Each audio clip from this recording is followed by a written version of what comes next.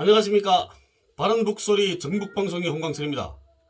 코로나로 어려운 속에서도 후원해 주시고 사랑해 주시는 후원자분들께 감사 인사를 드립니다. 오늘부터 백년국가 이야기는 잠깐 접어두고 당면한 이야기들을 가지고 방송하려고 합니다. 한간에서는 북한에서 평양시 대동강변에 위치한 이런 아파트들은 2억 원을 넘어가고 평양시 집값이 이미 1억 원을 넘어섰다고 이야기하고 있습니다. 이건 뭐 거의 정설로 받아들여지고 있더라고요. 그래서 오늘은 북한이 부동산 시장에 대한 역사적인 고찰과 함께 북한 부동산에 대해서 잘못 알려진 문제들에 대해서 지적하려고 합니다. 해방이 된 후에 북한에서는 일제와 친일파, 민족 번역자들이 가지고 있던 부동산은 모두 국가에 귀속시켰습니다. 그리고 또 일제와 친일파, 민족 번역자들이 소유하고 있던 주택들의 경우에는 적산가옥이라고 해가지고 모두 회수해서 항일운동과 독립운동을 하신 분들에게 나누어 드렸습니다. 그리고 일반 인민들은 자신들이 살고 있던 그 집에서 그냥 살았었습니다. 해방의 기쁨도 5년밖에 못 갔죠. 5년을 넘기지 못하고 전쟁이 일어났습니다. 가혹한 전쟁은 북한이 모든 도시들을 불태웠습니다. 전쟁 당시 미군은 46만 톤의 폭탄과 3만 톤이 넘는 소위탄을 퍼부어서 북한이 모든 도시들을 잿더미로 만들어버렸습니다. 화면에 나오는 사진은 전쟁 전 평양시 시가지 모습입니다. 그리고 또 이 사진은 전후 평양 시가지 모습이고요. 참혹하게 파괴된 모습들이 보이시죠? 평양만 이렇게 된 것이 아니고 지방도시들도 마찬가지였습니다. 화면에 나오는 사진은 전쟁 전 성진제철소 사진입니다. 지금으로 말하면 김책제철연합교업소죠. 이 사진은 전후 성진제철소 사진입니다. 전후의 사진인 겁니다. 이렇게 미군은 모든 것을 파괴해버렸습니다.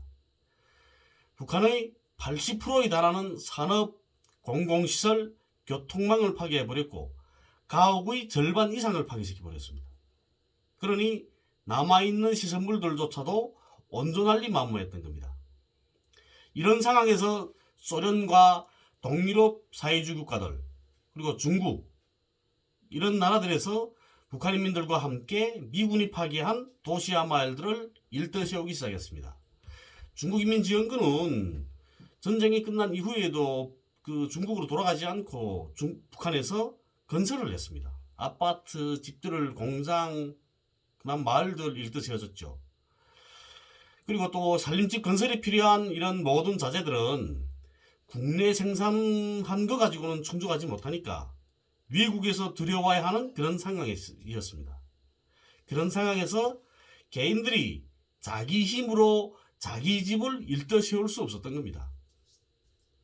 자기가 살던 집은 없어졌으니까 국가가 세워준 집에서 살 수밖에 없었던 거죠. 이렇게 북한의 개인 부동산 소유가 사라지게 된 가장 기본적인 그 원인 제공자는 미군이었습니다. 여담으로 한마디 더 하게 되면 북한에서 교회가 사라지게 된 기본 그 원인 제공자가 미군입니다. 미군이 폭격을 시작하자 기독교인들은 교회로 몰려들었습니다.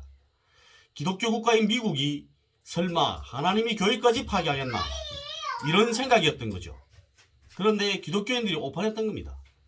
가족을 모두 이끌고 교회당으로 피난했던 한 남성은 그곳에서 미군의 폭격으로 인해서 가족 모두를 잃었습니다. 그리고 자신도 다리 하나를 잃었습니다.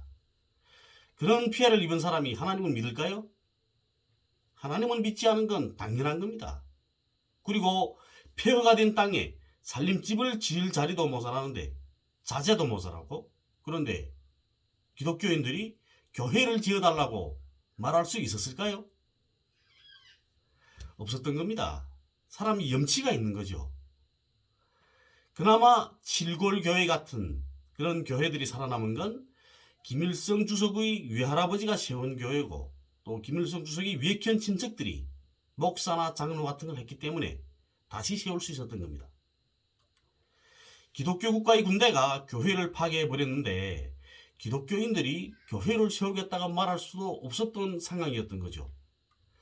이렇게 파괴된 땅에 새로 집을 짓다 나니까 개인들의 부동산 소유권은 사라지게 되었습니다. 대신 전국토가 전이민족 소유가 된 거죠. 대신 국가는 인민들이 결혼을 하게 되면 집을 공짜로 공급해야 되는 그런 의무를 지게 되어 있던 겁니다. 그래서 북한에서는 결혼을 하게 되면 집을 무상으로 공급받게 되어 있습니다. 그런데 국가가 무상으로 공급한 집을 지금 개인들에게 1, 2억에 판매를 한다고 하지 않습니까? 개인들 사이에 거래가 있다. 1, 2억에. 북한에서 돈을 제일 많이 버는 공식적으로죠. 공식적으로 돈을 제일 많이 버는 노동자는 해외에 나가서 일하는 노동자들입니다. 그 해외에 나가서 일하는 노동자들이 월급이 500달러 개선이라고 합니다. 예. 제일 많이 돈 많이 버는 노동자들입니다. 그 사람들이. 간부들이라고 해도 그 이상을 받을 수 없습니다. 해외에 나와 있는 간부들이라고 하더라도. 태용호의 말에 의하게 되면 북한 외교관 월급이 1200달러 정도라고 합니다. 외교관이니까 그만큼 주는 거죠. 그나마. 그렇다면 몇 년을 모아야 1억을 모을 수 있을까요? 몇 년을 모아야? 평양에서 아파트를 1억, 2억씩 주고 판매하고 사들인다는 건 말도 안 되는 거짓말입니다. 그리고 설사 내가 2억을 주고 집을 샀다고 칩시다. 그러면 수사기관이 눈 감고 있습니까? 수사기관이 눈 뜨고 있거든요. 북한 보위부, 보안서, 검찰 잠자지 않습니다. 그 사람들. 그 사람들이 그러면 수입대 지출이 왜 안 맞나? 당신은 이 돈을 어디서 났나? 이렇게 따지는 거죠. 그런데 어느 강 큰 사람이 집을 그만한 돈을 주고 사겠습니까? 국가로부터 받은 집을 개인들이 암암리에 사고 파는 경우는 이런 경우들입니다. 실례를 들어서 국가로부터 큰 집을 배정받아서 살고 있었습니다. 그런데 자식들이 이제는 시집장가를 다 가서 이제는 노인들끼리 살고 있습니다. 그런데 노인들끼리 살고 있기에는 집이 너무나 큰 겁니다. 저 뭐 강북고리, 통일고리 이쪽에 가게 되면 다 3칸짜리 집들이거든요. 완전히 큽니다. 그 집들은. 그러면 큰 집을 가지고 싶어하는 젊은 사람들과 국가가 모르게 자기들끼리 약속을 하는 겁니다. 어떤 얼마를 내면 내가 이 집을 줄게. 이렇게요. 그리고는 집주인이 인민위원회 도시경영과에 찾아가서 제기를 하는 겁니다. 나는 이제는 큰 집이 필요 없으니까, 그리고 또 혹은 아들네 집에 가서 살 거니까 내가 이 집을 누구에게 주고 가겠다. 그러니까 그 집을 그 사람이 이름으로 입사증을 해달라. 이렇게 요구하는 겁니다. 그러면 도시경영과에서 주택 입사증을 그 사람이 요구하는 사람이 이름으로 발급해 주는 거죠. 그러면 그 집을 웃돈을 받고 팔고 그 사람한테 입사증을 주는 겁니다. 그러면 그 사람이 집이 되는 거죠. 이런 경우가 개인들끼리 집을 팔고 살 수 있는 경우입니다. 그런데 이런 것도 국가가 알게 되면 그 집은 회수당합니다. 그래서 국가가 모르게 이런 일도 하는 거죠. 이렇게 오늘은 북한에서의 부동산 개인 소유가 없어지게 된 기본 원인에 대해서 이야기해 드렸습니다. 그리고 또 주택을 사고 파는 과정에 대한 것도요. 앞으로도 계속 우리 전국방송을 많이 사랑해 주십시오. 감사합니다.